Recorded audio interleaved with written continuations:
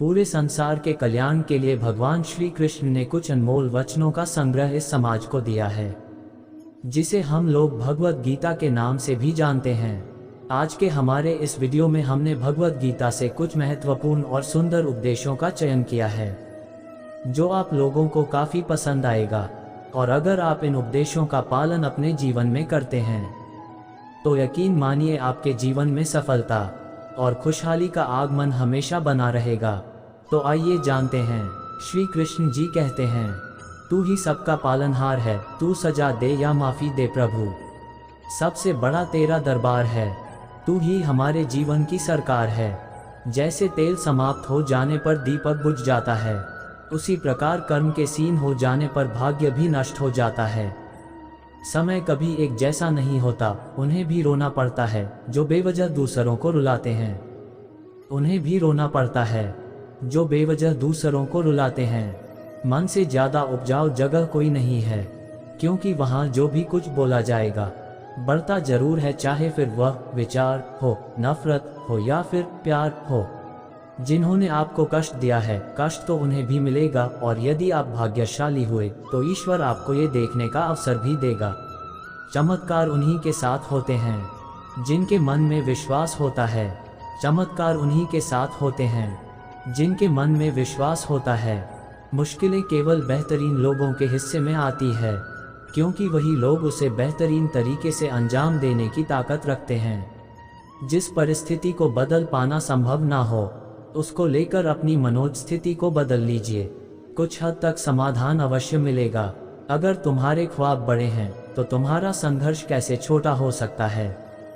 जहां अपनों के सामने सच्चाई साबित करनी पड़े, वहां बुरे बन जाना ही ठीक है। अपमान का बदला झगड़े या लड़ाई से नहीं लिया जाता, बल्कि शांति से कामयाब होकर लिया जाता है।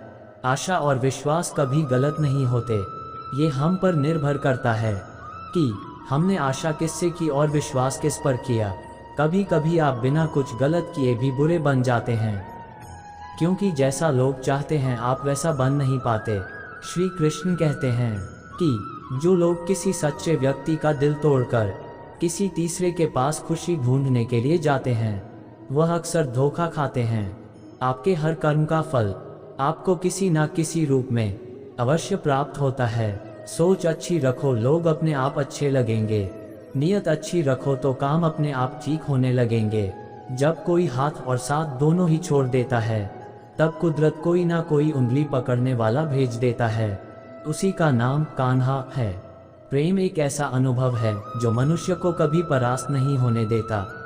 प्रेम एक ऐसा अनुभव है जो मनुष्य को कभी परास्त नहीं होने देता। और घृणा एक ऐसा अनुभव है जो मनुष्य को कभी जीतने नहीं देता है। प्यार या प्रेम एक ऐसा एहसास है जो किसी भी इंसान को कभी भी असफल नहीं होने देता, और अहंकार या घृणा वह एहसास है जो किसी भी इंसान को कभी भी सफल नहीं होने देता। जीवन ना तो भविष्य में है और ना ही अतीत में, जीवन तो बस इस पल में है, केवल इस पल में। जो मनुष्य अपने जीवन को अपने अतीत या अपने भूतकाल के भरोसे जीते हैं, उन्हें श्री कृष्ण मार्गदर्शन देते हुए कहते हैं कि मनुष्य का जीवन ना तो उनके भूतकाल में है और ना ही भविष्य काल में है। मनुष्य के जीवन का असली सुख उसके वर्तमान काल में ही है। इसलिए हर मनुष्य को अपने वर्तमान के जीवन का पूरा आनंद लेना चाहिए और निस्वार्थ भाव से सत्य कर्म करते रहना चाहिए। राधा ने श्री कृष्ण से पूछा, प्यार का असली मतलब क्या होता है?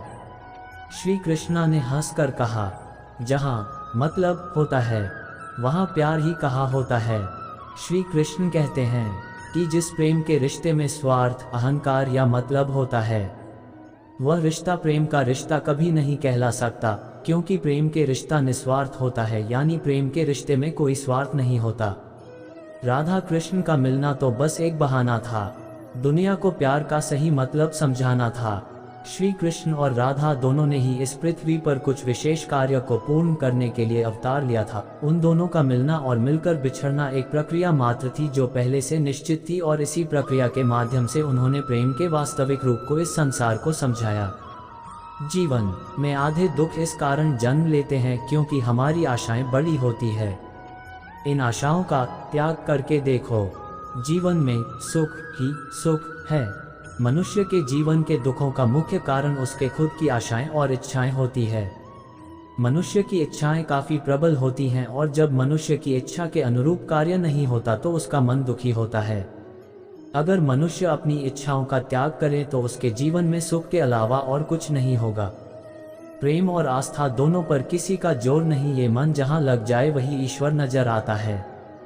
हमारी मन की आस्था और हमारा प्रेम एक ऐसी शक्ति है जिस पर हमारा खुद का नियंत्रण होता है, और हमारी आस्था और प्रेम जिस चीज में भी लग जाए उसी चीज में हमें श्री कृष्ण के दर्शन हो जाते हैं, क्योंकि श्री कृष्ण का वास संसार के कण कण में है।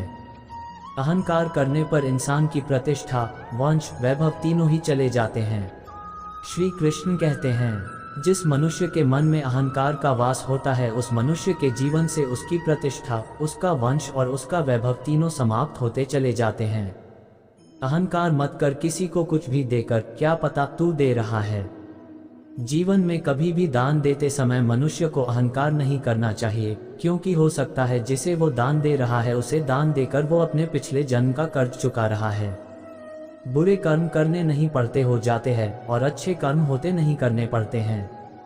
मनुष्य को बुरे कर्म करने की आवश्यकता नहीं होती, बुरे कर्म खुद ही हो जाते हैं, पर अच्छे कर्म खुद से नहीं होते। जब आप प्रभु के साथ जुड़ जाओगे तो आपकी परीक्षा आरंभ हो जाएगी। कुछ लोग इसे दुख समझते हैं तो कुछ लोग प्रभु की कृपा। सदियों से ईश्वर अपने भक्तों के परीक्षा लेता आया है और इस परीक्षा के दौरान ईश्वर अपने भक्तों को अनेक प्रकार के कष्टों से सामना करवाता है। सामान्य मनुष्य इन कष्ट और दुखों को भगवान की पीड़ा समझकर भगवान से मुंह मोड़ लेता है, तो दूसरी तरफ सच्चे भक्त प्रभु का आशीर्वाद समझकर इन कष्टों का सामना करते हैं। जीवन में समय चाहे जैसा भी हो, परिवार के साथ रहो। सुख हो तो बढ़ जाता है और दुख हो तो बढ़ जाता है। इसलिए श्री कृष्ण कहते हैं, मनुष्य के जीवन की परिस्थिति चाहे जैसी भी हो उसे हर परिस्थिति में अपने परिवार के साथ रहना चाहिए। अगर उसके जीवन में सुख हो तो परिवार के साथ सुख और भी बढ़ जाएगा, और उसके जीवन में अगर दुख हो तो उसके परिवार के सहारे से वो दुख कम हो जाता है। आज के वीडियो में इतनी। जय श्री कृष्ण मित्रों।